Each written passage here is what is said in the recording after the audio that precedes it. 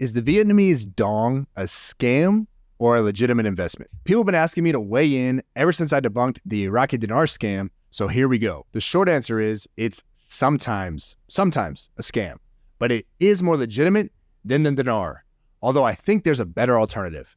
Let me explain. Historically, the Vietnamese Dong, just like the Iraqi Dinar, has been hyped up based on false information by currency dealers looking to sell you hard currency at a huge markup. If you've been convinced there's going to be a magical revaluation to a much higher level, you've been lied to. That is impossible. It's not how currencies work, and it's the opposite of what Vietnam wants to do. They actually have a long history of artificially devaluing their currency to make their exports more competitive. So the idea that they try to increase the value a lot overnight is honestly just ridiculous. Look at this chart. The Dong has pretty steadily decreased in value versus the dollar over the last 35 years. Even if you start after they got their hyperinflation under control in the mid-90s, it's still lost over 50% of its value since then. Do you really want to bet on that reversing? Personally, I wouldn't, but there is a more legitimate case for optimism in Vietnam than Iraq. The main reason the Vietnamese Dong has consistently weakened against the dollar is because their central bank, the State Bank of Vietnam, wanted it to. The Dong is on what's called a managed float against the dollar. Each day, the SBV sets the exchange rate and then uses their reserves to keep it within a certain band from that level. They intentionally devalued it so many times that Trump labeled them a currency manipulator and threatened to put tariffs on their imports shortly before he left office. Then, in 2021, they put out a joint statement with the US Treasury agreeing to stop intentionally devaluing their currency. Will they actually stop? And if so, does that mean it'll go up? Not necessarily. And it's weakened more since then. But if they did, there will be some further reasons for medium to long-term optimism. So unlike Iraq, Vietnam actually has more than one real sector in its economy and has legitimate growth potential.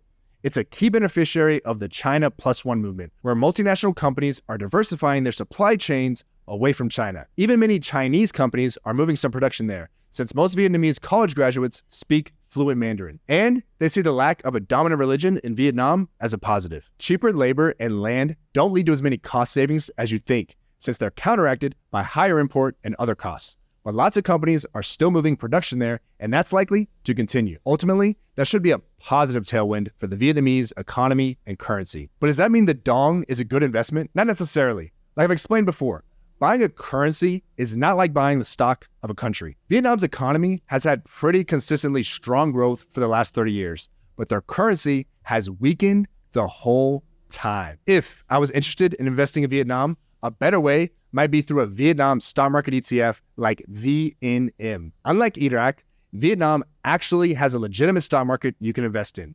To me, that would pretty much always be preferable to investing in a currency because currencies don't pay any interest or generate any profits.